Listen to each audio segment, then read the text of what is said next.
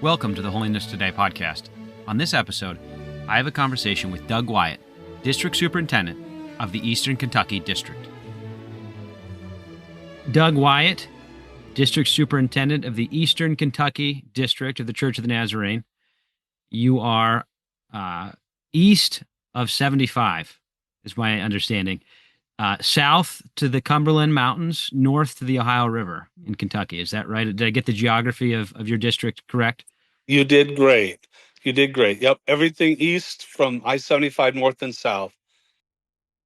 And so do you get anything in Lexington at all? I mean, because Lexington is just right there, but are there any churches in Lexington on your district? No, that's all of the Kentucky district. Okay. So you have Richmond, you have Georgetown is not on your district. It is not. Winchester is. Yeah, see, Georgetown kind of looks like it's on both sides of 75, but it's not. Yeah, okay. it is. And you know, the way it works is it's by counties. So we use 75 as our guide, okay. but it's really count. That's how we do all the demographics. It's by counties. So. Got it. And you are on the Mount Vernon educational zone, but the Kentucky district's on Trevecca. So Kentucky splits into educational zones, if my understanding's correct on that. And I think we're the only state that is divided by regional or field schools. Interesting. Yeah. So yeah, that's a fascinating stat. I when I look at it's sometimes hard on the USA Canada website to delineate exactly where it was, but when I looked at your district description, I thought that's helpful to know. So east of 75 is the cutting off point there. That's good to know there. Well, to get us started, how did you get called into ministry? Were you always a Nazarene, or is that something that you came over to the Nazarene Church? Were you several generations, first generation, and then how did you feel the call of getting into ministry? My parents became Nazarenes, so I'm second generation. My mom was raised Assembly of God. My dad was Church of Christ. They got married and needed to figure out church, and so they moved. They moved to a neighborhood and drove around and found a Church of the Nazarene. And my oldest sibling, which is my sister, was just a baby, walked in and immediately made it their home. And in fact, my dad's been a part of that church for about 65 years now. Wow.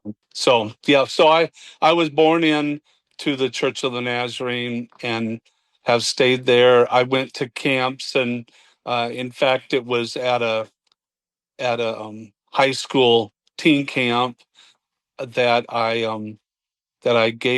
was sanctified, and I felt the call at this pretty much same time. It was at the same camp, and then ended up going to one of our Nazarene schools. So where was that at? Where did you grow up at? Grew up in Wichita, Kansas. Kansas, okay. I was going to ask if it was Kansas, but yeah, I went to Mid-America, and at Mid-America, I met the love of my life there and had lots of transformation moments, as we do in college. Yeah. So did you study ministry at Mid-America? Is that what you studied? So I didn't. My degree was music education. Okay. So I probably didn't get all the guidance I should have. I just thought I'm strong in music. I'll use music in order to fulfill my call, and I'll do ministry as the Lord provides. Honestly, I thought of it kind of like a backup for me, because I felt like if God gifted me in that area, that's probably what I need to do. Yeah. So my bachelor's degree is not in religion.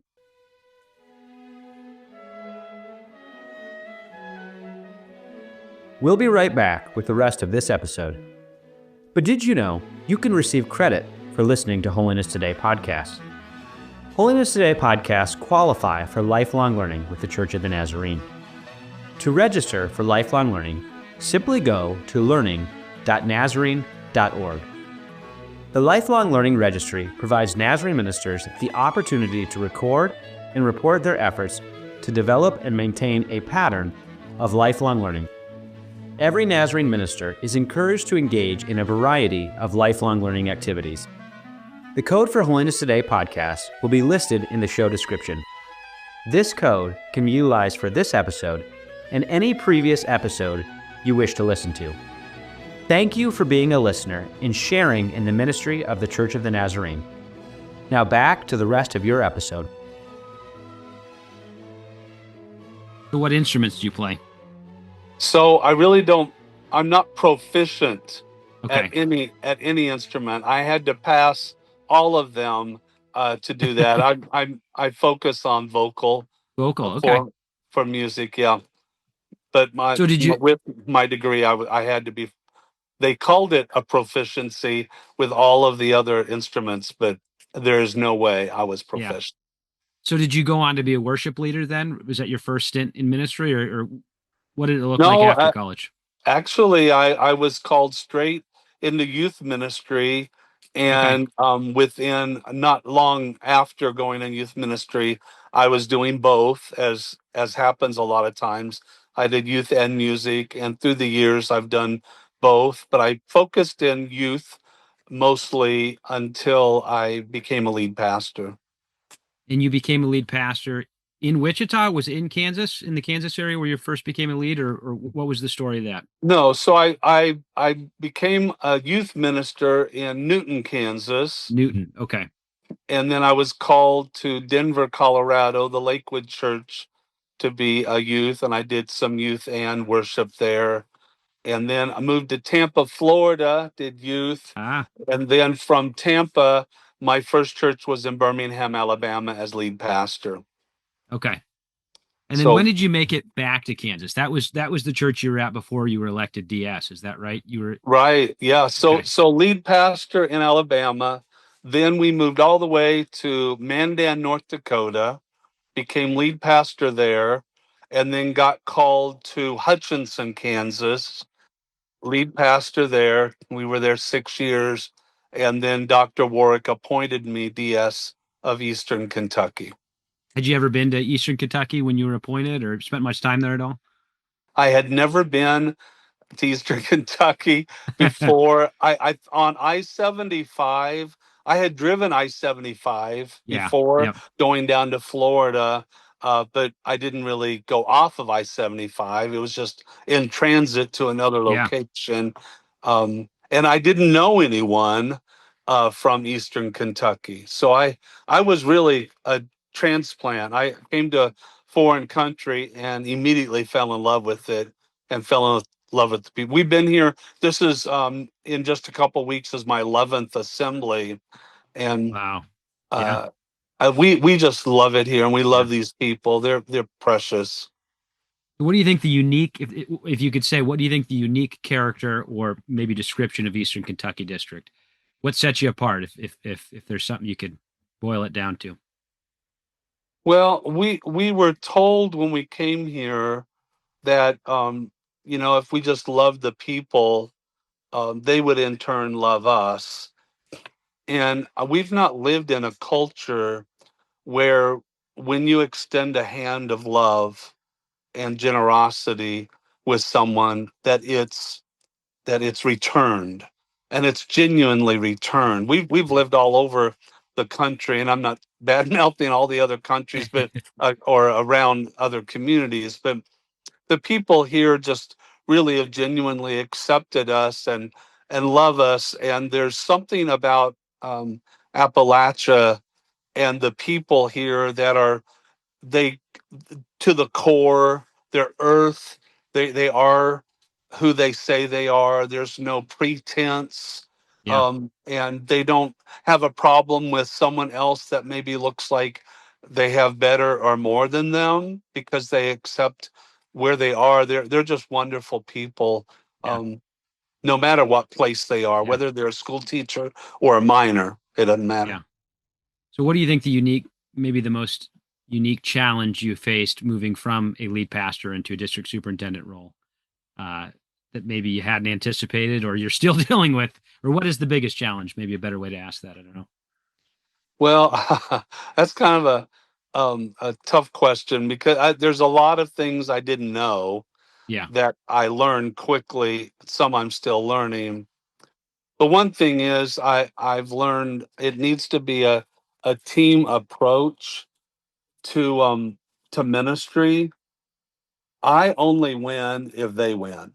Yep. And when Yep. you're pastoring, you have more, I'm going to use the word control. I don't mean that in a negative sense, but your wins are something that you helped make happen, and you see it. You see the fruit of your labor. But when you arrive somewhere and you're a district superintendent, you're really dependent on everyone else so that you can all be a win together. Something else that was a surprise here is that I think the percentage is 99 point something for our district are all Caucasian. Mm, and yeah. um and that was it it just, I realized, wow, we stress multicultural, we try to be that, but it's Mhm. very challenging when you have so few other cultures that are different than you. Yeah. It's a challenge to embrace, or to teach and learn how to embrace Yeah. people that look different than you. So we focus more on lifestyles and different. Someone might look like you, but that doesn't mean they're not different than you. Yeah. And we've Yeah. got to embrace and love everybody. Yeah. It doesn't. That part doesn't matter. Yeah. And pretty rural, if I'm understanding correctly, your district, is that right? Kind of more Yeah. not too much city and suburban. In fact, our district has not one city on it. The most population we have is what we call Northern Kentucky. It would be the greater Cincinnati area bleeding Ah, yeah. over into from Ohio into us, because we go up to the Ohio River, and that is where our most of our population would Mm, be. Um, Although the culture of Northern Kentucky isn't like a big city culture. Um, they are maybe more city-like or diverse like that, but they don't. They're a lot of them are on purpose living farther away from the city so they don't have some of the challenges that happen when you're in a city. So we don't have skyscrapers or anything like that, even with yeah. Yeah. population. There's still Yeah. all a whole bunch of little towns that are there. So with it being that, in fact, this Sunday we were at a church called Clintonville. It is out in the middle of nowhere. It's beautiful. You drive through all of the horse country, Yeah. getting to it, and there is not. There is a little convenience store, but I'm not sure when it's open because it's not open on Sundays. I know that. So you have to drive about 20 minutes to somewhere else in order, and you're not getting gas. They don't have, so you know for that church, the dynamic there, they're not, there's only like five neighbors. And then you're driving 10 or 15 minutes down the road to the next area, Yeah. So there Yeah. are challenges with being out in a part of country where Yeah. you're not a neighborhood church with people that are walking and driving by a lot. So in some sense, some of your churches are kind of the dominant cultural force in some of those small towns. Yeah, Is that safe to assume? yeah. And they're family dominated. Yeah. Many of them are, not all, but depends on the size of the church, but many of them are two or three families, born and raised and grew. It's a challenge keeping the younger generation um, home. Many of them, leave like our kids did when they went to college. They left and they stayed away, and that's a challenge in trying to reproduce and bring in a younger generation. Yeah. So what, because you focused on leadership development and church renewal, but in a tangible way or a anecdotal way, what does that look like for you on your district? Well, for me, I feel like if you look at the journey of grace, Hmm. um, So for the individual, the focus is on the prevenient side of grace before the conversion, which is what we do with our family. But in a church setting, that looks like conversions, then baptisms, then what we would call in the Church of the Nazarene, new Nazarenes. All that means is by profession of faith, and then it affects Bible study, small groups, and worship. But to me, it starts with conversions. So for a church to be renewed or revived or refocused, we have to focus on the lost because we become inward focused. We're not looking anymore at lost people, but the scripture all points us to lost, seeking the lost. So I put a strong emphasis on conversions, and this year we had on our district 470 conversions, which I think is the most we've had. Wow. Which, when you look at what part of the country we're in and the number of people, Yeah. and one of those churches, which is one of our plants, they alone, and they're only probably 3 years old. They had 75 conversions this year, Wow. just this one plant. Yeah. Now it's transient because it's called Recovery Church. They're mostly dealing with people, many of them in and out of prison, addictions, and so on. But if the focus is conversions, I think that will bring new life into the church. So if you went to a church that may be needing that renewal, that is kind of existing but not maybe thriving, you would encourage them to get out into the community. Is that how you'd start, or do you do an assessment, or walk us through what you would do in a situation like that? So I always let the church know how many in within 1 mile, within 5 miles, within 10 miles, how many people there are in their population that don't claim a church home. Now the assumption is if they don't claim a church home, that also means they're not a believer. Yeah. Now, Yeah. I know we have the nuns and we have some other demographics we could play into that. But generally, if someone doesn't claim a church, they're Yeah. not claiming Christ. And so I share that with the congregation just to remind them they are currently in a mission field, because I think they forget that. But most of the time, because of us being, most of our churches are out in the country, I think if we focus on our own family and then spread out, because most everyone has a family member that's not a believer. And so if we can focus at home first and then spread and go extended, because most all our church are family churches anyway. Yeah. So Yeah. when I do a review or when I'm preaching on a Sunday, I bring these points up to try to help them see what we can do. These are things we can. The church focuses on what's not possible first, what we Mm. can't do, what we don't have Yeah. money for, what we don't have the people for, the volunteers for, or the building for. I mean, they give me all the reasons.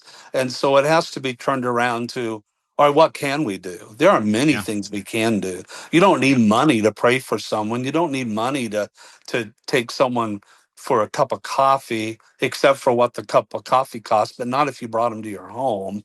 Yeah. So that's the way I try to turn it around to get them to focus on what every local church can do. Yeah. And you've talked about faith and action, living out our faith, getting involved in the community. Um, and then this last year in the cycle of resurgence, we did blessing our community. But how did your district, or how does your district participate in faith and action? What are some ways in which your district gets out? And then you could probably, I was going to ask this later, but it might play into it. Your district's also received some pretty crazy flooding. Was it back in July of 2022, I think, and then February of 2025? But how are your churches kind of front lines for some of the community blessing communities? Yeah, so you put a dartboard up in front of me, and you shot about 10 darts in all different directions. So You're right. You can take it any which way you want to go too. So I asked you you, about you, 5 questions you there. may So need at some point to redirect me a little bit. yeah, no, So go ahead. my personality is I probably start with the last thing that was mentioned and then go Go backwards. back. So, That's fine. in fact, most recently we had tornadoes in the town of London that that great devastation there. I think that the thing is wherever there's needs, we as a church family don't have an option but to respond. There it's the thing we do. It's the thing I would hope any church would do. When our community is in need, we do something about it. So it's easiest. It doesn't mean it's simple or it doesn't require time, energy, or stewardship, but obvious things are the easiest to respond to. So when we've had these disasters, our people just respond in such powerful ways. Now we're fortunate because we have Dwayne Mills on our district, and he runs Appalachian Reach Out (ARO), and that organization, which is in a little town called Inez, Kentucky, is where its home base is. They have 3 or 4 other home bases, but that's the headquarters of it. They are great with being the resource. So they help organize, and then we all can just respond. He has teams coming from all over the United States all year long.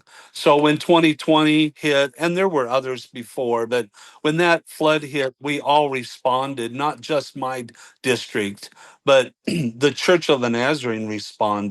responded through Nazarene Disaster Relief. Funds were given that people gave specifically for that. Again in 25. And I think some money is probably coming to help us as we help with the tornado victims and recovery. But we just jump to it and we do it. They're still working on properties from 2025. As I go Yeah. out there and I look at how people live, I'm sorry, 2022. As I look at how people live and what happened, it is a part of the country that many people don't have insurance, and many Yeah. homes are not always well built. Many of these are manufactured homes. Many of these are way too close to a creek or a river or a cliff. And it has to do with the area and the kind of economy. Mhm. And I wouldn't want someone to listen and think I'm saying our whole district is the economy is difficult on the whole district, but there are groups of people that just don't have the resources to prepare, and they use what they do have. So we've gone in there and tried to help, especially where there's not much assistance. So it's been exciting as I went out to see homes being completely rebuilt, from the ground up. I was in one home in 2020 and walking around looking, and they were 22. I mean 2022, and they had sheets of plywood down where all the flooring had been taken up, so you could walk on it. And have you ever walked on rafters where there's plywood and Yeah. it gives in Yeah. the middle? Yeah. And that's what I did. And they had a refrigerator on one of them. Well, I Oh, was wow. walking around the Yeah. corner, and the lady from the house stopped me and said, Reverend, I just need to say something. And the director of ARO, Dwayne Mills, was there with us. And she said, I gave my life to the Lord this morning because of people showing me Christ and just helping me. And if lives can be transformed as a result of us, isn't that why God calls us to do this? Mhm. And if I I think remember it is. correctly, Dwayne uh, has dealt with a lot of people that deal with drug addiction and alcohol addiction in that area of the country as well, if I remember Right. correctly too. So Yeah. an area of the country that's kind of forgotten, but the poverty levels are very high there in that area, and then the flooding doesn't help. You add that on top of that, but Yeah, and people are searching for ways to dull the pain. They're searching Mm-hmm. for ways. That's how what we do. If we don't have Christ in our life, we're just looking everywhere for it. Another thing I try to do to focus our attention of the church to people is every year I ask every pastor to write. This is actually their report in a written form, that I ask them to write a story of a transformation in their church. Yeah. Yeah. And then everyone looks at that and everyone sees, all our churches are making a difference. There are lives transformed. We have a church that a couple years ago built 2 tiny homes, and it's just for housing, transitional housing. And because they've done that, now there's been people that have given their lives to the Lord and now are part of the church. We were there just recently, and and it's in a place where you wouldn't think there would be all of that. Maysville, Kentucky. Look at the population. You can look it up. There's just not that much population there. And then down in Corbin, Kentucky, one of our plants, they actually purchased a house, and now they have residential housing for transitional people getting out of prisons and rehab centers. And my wife and I were there on a Sunday, and they baptized a handful of these folks that had just given their lives to the Lord. I think that's faith transformation. Well, to go back to my omnibus question I threw at you, but your district is always doing the blessing our community, but it's also doing bringing people to Jesus. In what ways are those kind of hand in glove? You kind of shared a little bit, but getting your church out in the community is going to naturally open those conversations with people who are lost. Yeah, you said it. When we're trying to reach or bless, to me, it's the same thing. Our community, we reach our community by meeting needs in our community, and that's blessing our community. When we do that, we have the opportunity to share gospel conversations, you know, and before we ever go, we need to pray and ask God, open the door and give me the discernment to know when to say and what to say when I do say it, and make it be obvious. Most everyone that's in need, they are open to hearing about Christ. Most everyone, when you are helping someone, they're grateful and they're willing to hear what you have to say because you've helped them. You've earned the right to speak into their life. So it moves from blessing to transformation. So leading people to Jesus is very easy when you've been blessing them, when you've been giving, because you've earned the right to speak to them, and they're so receptive. That doesn't mean they give their life to the Lord the first time you talk to them, or the first time you ask them for what their needs are, or how you can pray for them. But the time will come. You know, it won't be long. And then the other focus that you've continued is leadership development. So, once they become believers, that's kind of the beginning of their journey. But in developing leaders as local church pastors, but also new believers, have you found any certain strategies or concepts? Is that something you've always been passionate about, or what does that look like as a district superintendent for you? Well, I've learned on my district, it needs to be less program and more organic, because I feel like there tends to be a pushback when they feel like I'm just pushing a program, or I'm doing what I've been asked to do, and it's just trickling down. And so things that, in fact, I appreciate the way that Stan Reeder, and as regional director, gives us direction. But if that's presented in a way that this isn't a program, this is the way we're going to live life, and maybe you might have a better idea, and possibly we will be better because you're going to speak into this. Because when blessing your community became their thing, there was creativity that we never dreamed would be there. And we gave a lot of suggestions, but when each church makes it their own, and analyzes and critiques their own community, then it's not a pat program anymore. So my big deal is it just they are not, most people are not receptive to programming when it is programming. They are whenever it's we're trying to accomplish what the Word of God says. Here's some ideas. How can we do this together? And then have times where I can meet with pastors. It wasn't too long ago. I met as many pastors that would, and we just kind of talked through. And here's some questions, and what are things you're doing? Give ideas, and then they're able to. I think all of us like feeling that we have a voice in it, and so I think that's a win. So what I hear you saying is that you're a good listener. You've learned to listen to the to the leading of the Spirit through your people. But did that come to you naturally? Is that something you picked up on? You said I found from our district it's this way, but is that how you also learn by kind of feeling it out, or? So I wanted to laugh when you said that, because I would not say that's my gifting. I think I think I've had to work at Learning that to do that? Yeah, and learn maybe even the hard way. But it's a lesson that is important for us to learn. Um, as if we'll stop for a moment and just let someone share their voice. I think that then gives buy-in and credibility on both sides. I yeah. think it's pretty important.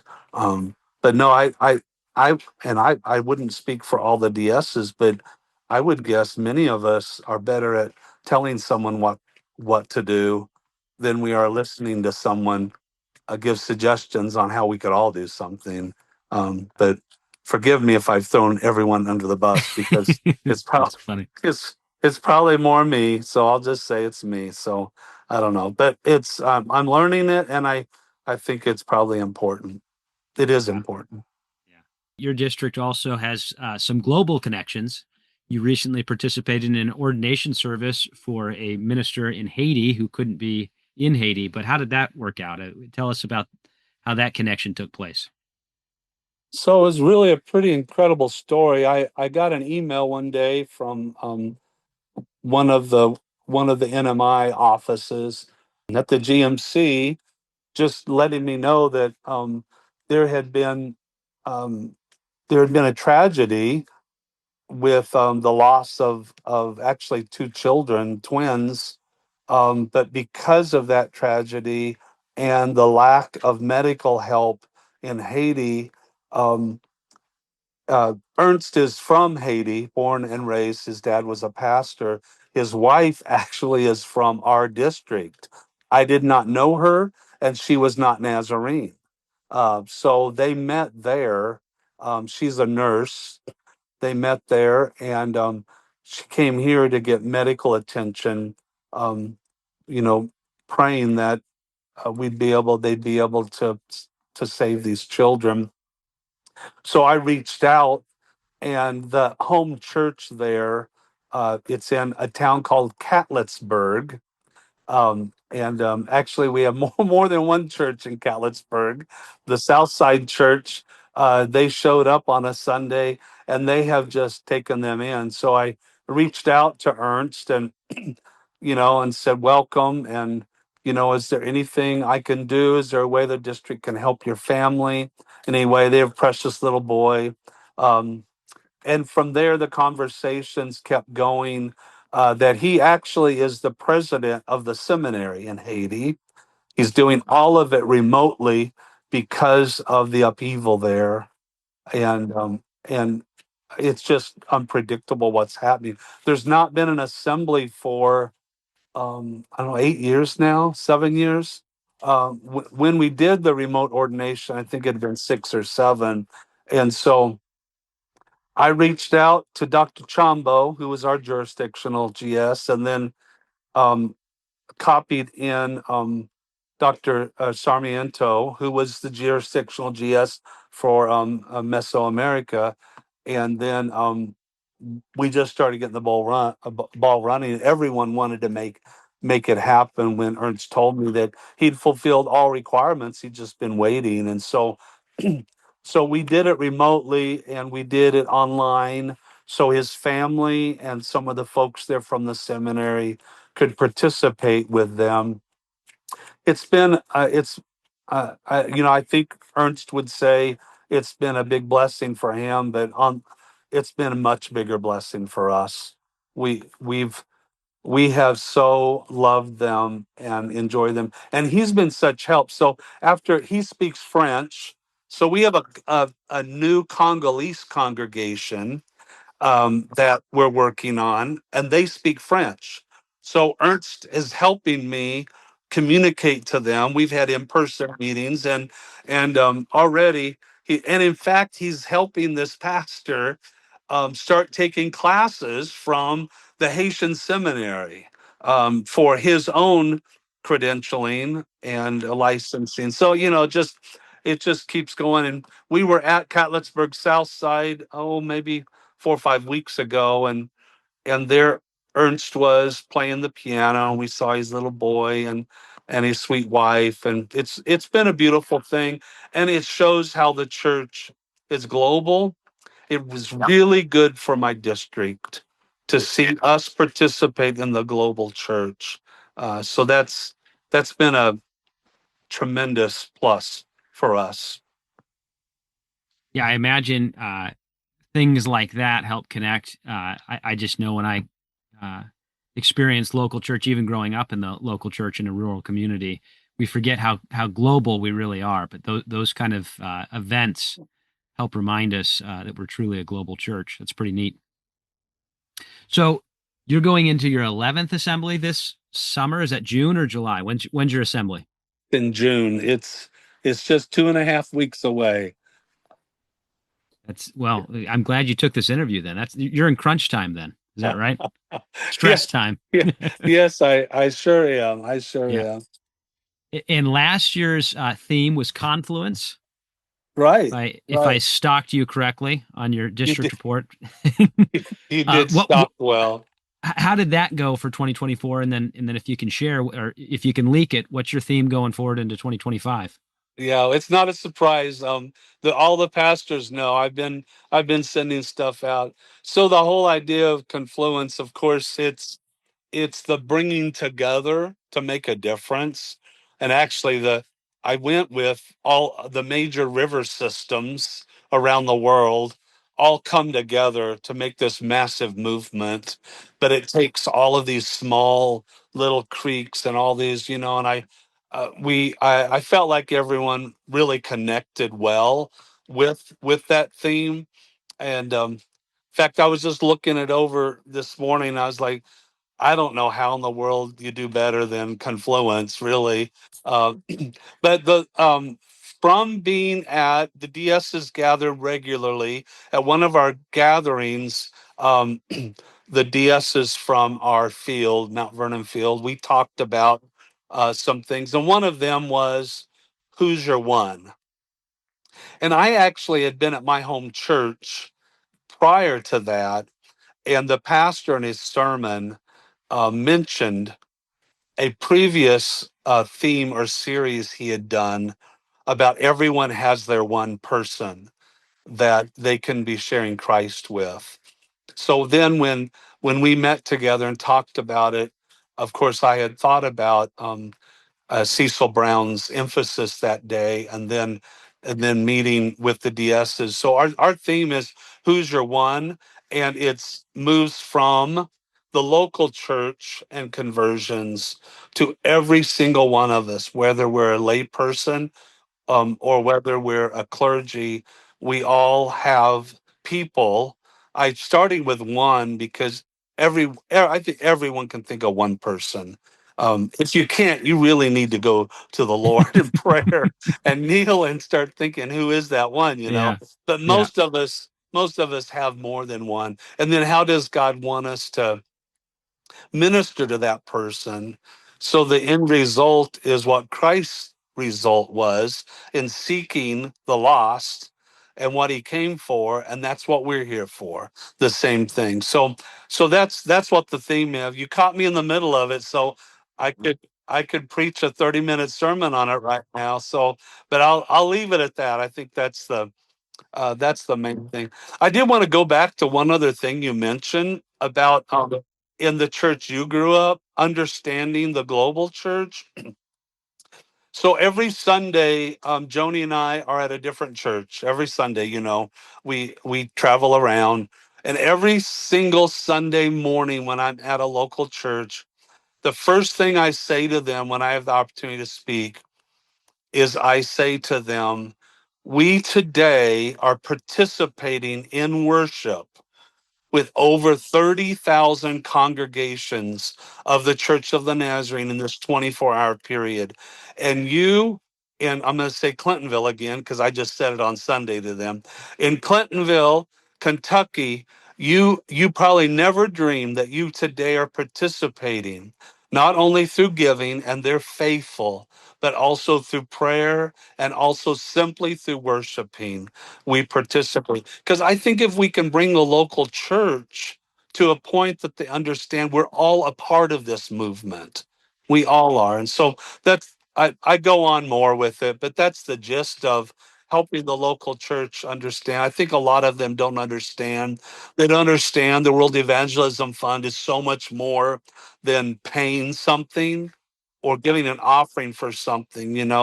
There's missionaries, there's world areas, there's just so much. So Yeah. anyway, Well, I think in a rural district, much more than an urban district, you can get a feeling of isolation. You forget. So that reminder, I think, is important. At least growing up, it was important to hear those kind of reminders, because you can feel kind of isolated out in some town that's, miles and miles and miles away from the next Nazarene church. In Kansas City, there's a Nazarene church around every corner. So you kind of feel that connectivity. yeah. But in some districts, you feel pretty out there. So I think that understanding we're to steal Dr. Crocker's phrase, a glocal church, is important to remember that. So that's good. Right. And connecting the global with the local, I think is important. I think we have a long way to go to get to there. So I got a random question for you. When I drove through your neck of the woods recently, I was amazed, and you mentioned it already, at all the horse farms. Just beautiful horse farms driving up 75. Now, is it obviously my mind went to Kentucky Derby, Kentucky, but is Kentucky the horses are not really used for farming anymore? But is it the main state in the United States that has the most horse farms? Is there what's the history on that? Have you figured that out? Being in Kentucky? Well, if we're not the state with the most horse farms, we would be close to it. Of course, we have states up in the Northwest that are gigantic, Yeah, but that's true. most Per of them I capita, would maybe. guess are Yeah, cattle and other things. But yeah, I mean, you drive here. We go out our driveway here in Winchester, make a right, and we just love to drive around sometimes because it's just so beautiful to see these horses just wandering around. it's And of really course, cool. these Yeah, great big mansions and yeah, it's such a long history, a long, long history of horsing and that the business of what goes into all of that. It's not yeah. everyone jumps to the gambling side of it, but there's so much more to it. Yeah, it's beautiful. Breeding is the word I was looking for. I was going to say, is Kentucky the number one horse breeder of the United States? But I'll have to Google that and look that up. But Yeah, if it's it's not, I would guess it's close. it's up there. I mean, yeah. Yeah. So So good random question. yeah. No, I can segue that now into Bucky's being in Richmond, but that's another place we've stopped into. What are your thoughts on Bucky's? No, but I'm going to ask you a food question. Have you had their brisket at Bucky's? Their brisket sandwich? Yeah, so 2 years ago, we moved from Richmond to Winchester. So it was a big deal, believe me, that it came in right down from where we lived. It was a lot easier to go there. Honestly, we don't stop there very often because it's an event. And when we're on the way to places, and gas is always cheaper, but you have to drive all the way in, drive all the way around, get It's gas. You impressive. can't get Yep. gas without going in and get brisket or jerky or Yeah. Yep. um, beaver, whatever they have called beaver, all the Yeah. beaver stuff. So, but it's fun, and I'm guessing it's brought a lot of revenue in Oh, I'm sure around it there. has. It's So and so there here, are some real fans, believe yeah. me. Yeah. Are you a fan of brisket and smoked? I mean, growing up in Wichita, were you a barbecue fan at all, or? Yeah, I love it. Theirs is great. I do. We have a Sonny's barbecue. We're a couple of them around here, and I love Sonny's. So, but of course, when I go to Kansas City, I like Oklahoma's. So, Yeah, yeah. And then, if I remember correctly, Wichita, is that where Freddy's is from? Is that where Freddy's is headquartered, coming out of Wichita? right. Yep. There's some of the best burgers. We love Freddy's burgers, so we Yeah, enjoy that's right. them. But Pizza Hut came from there too. oh, I didn't know that. Pizza Hut as well. I'm going to ask you kind of a closing question. You can take it as long as you want, but where do you see your district? So you're going into your 11th year. Do you kind of have, I guess, not plans? You said you've learned to be less rigid and organizational, more personal, more organic. But over the next few years, what are you kind of hoping to see for Eastern Kentucky District? Well, I always have a desire for more church plants. I think we have to be a little more creative doing that. The old system and even the system 10 years ago, I think we have to reevaluate how that's happening. I think it's planting is very difficult, very, very difficult. But I think planting is a key. It's just a fact. We have more conversions when there's plants. Um, and then also, I think it would be a desire to strengthen the local church, somehow have more turnaround churches, because the faithful generation is passing away before our eyes. Almost every day there's one of our churches that's having a loss, and they're so faithful. They gave because God said give.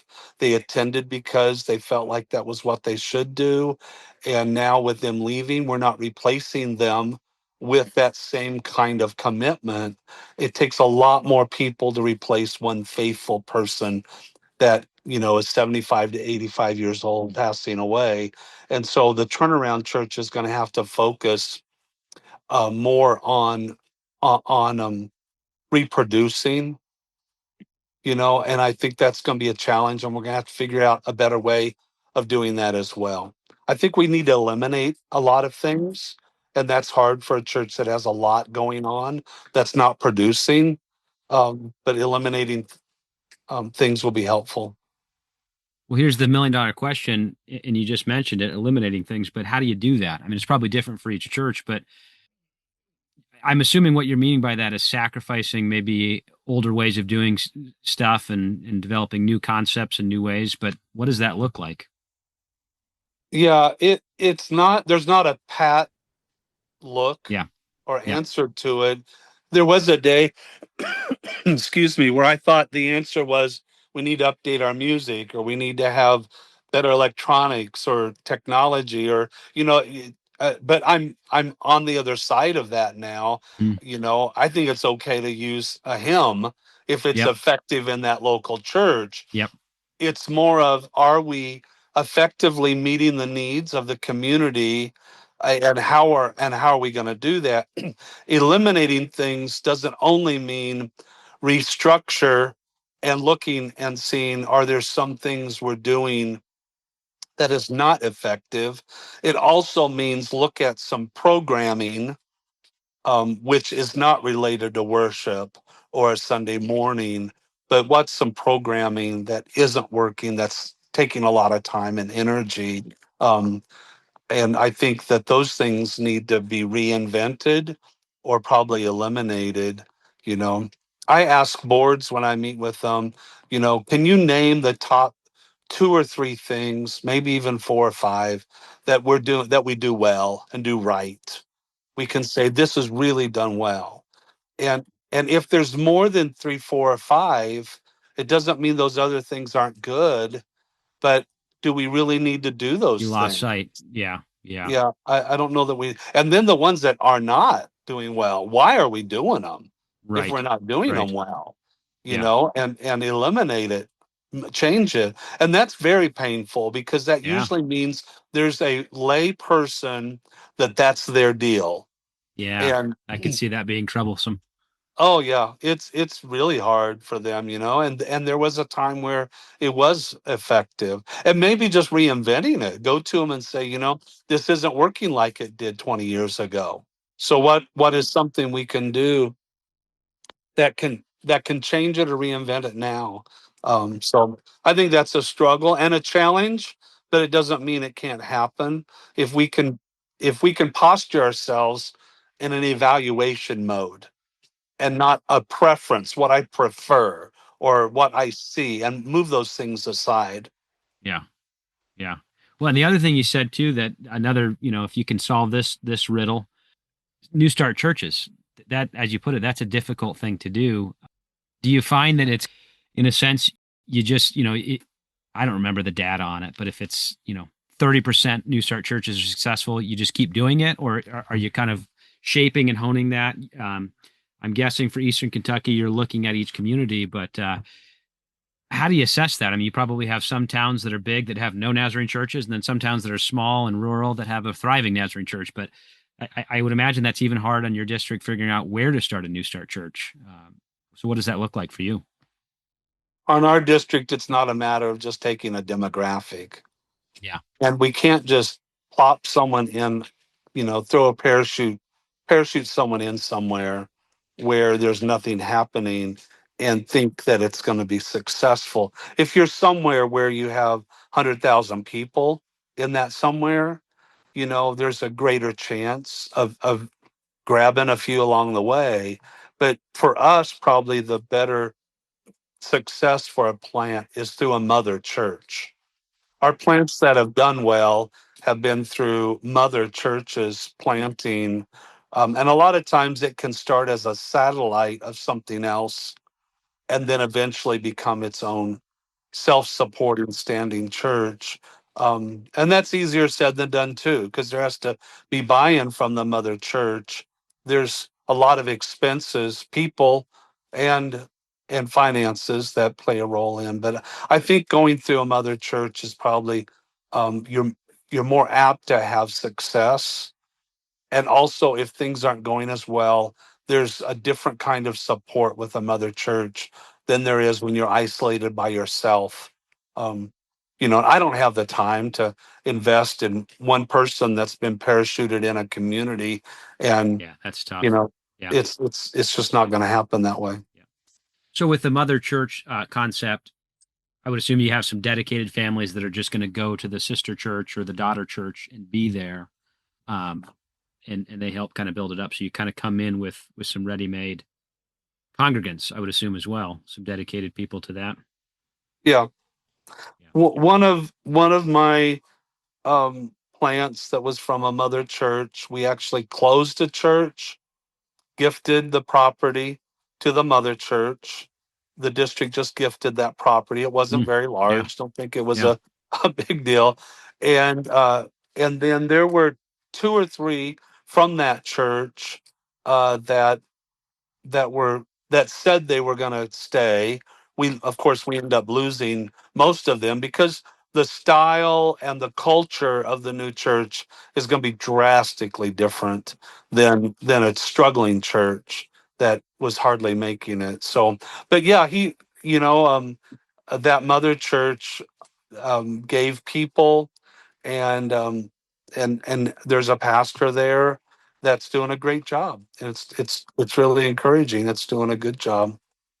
But And it probably is takes a long period of time for that church to become self-sufficient and be its own church. So there's a long development of two different campuses, I would assume, too, in that type of situation.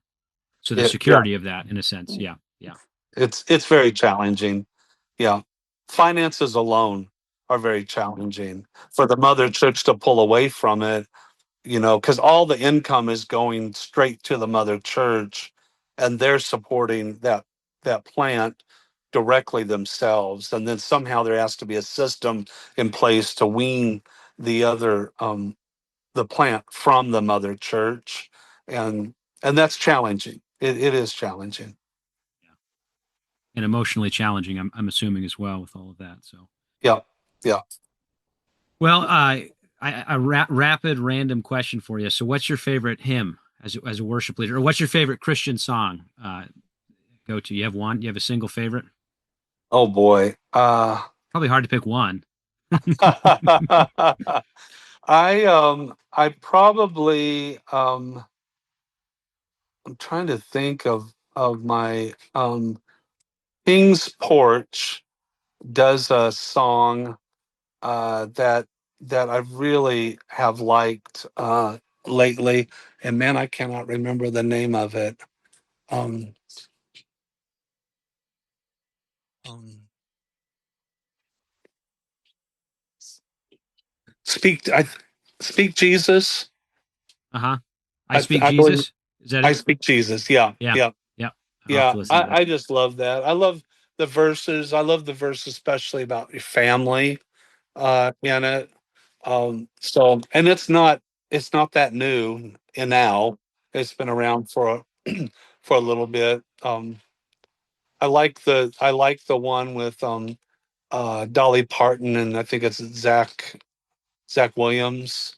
Um, that's a good one too. This is Jesus. For there's yeah, Yeah. it was Yeah. Jesus. Yeah. As There was Jesus. Okay. Yeah. Yeah. far as hymns, I have you know I have a number of hymns that I love too. So You still get the opportunity to kind of lead worship. Does that do they ever force you into that a little bit? yeah, I do. I do. It depends on the church. A lot of our churches don't have pianists anymore, and so that's a challenge. Um, so, and then there's some churches that always want a special. When in the really small churches, when we go, we know when we walk in, they're going to ask us if we prepared a song. So yeah, that doesn't happen in our churches that are medium or larger so much. But So yeah, the do you small. do you have a go-to song that you're ready to go at any moment, drop of a hat kind of thing? We have two or three songs we do as a duet Yeah, that we have kind of in our just back ready pocket. to go. So That's yeah, good. it's ready to go. And I have a Bluetooth speaker that I a lot of times bring in the car and have it ready to pull out if need That's be. good. So this That's good. Sunday I used it. So there Yeah, you go. Yeah. that's good to know. Well, Doug, it's been a blessing to be with you. What can our listeners be praying about it?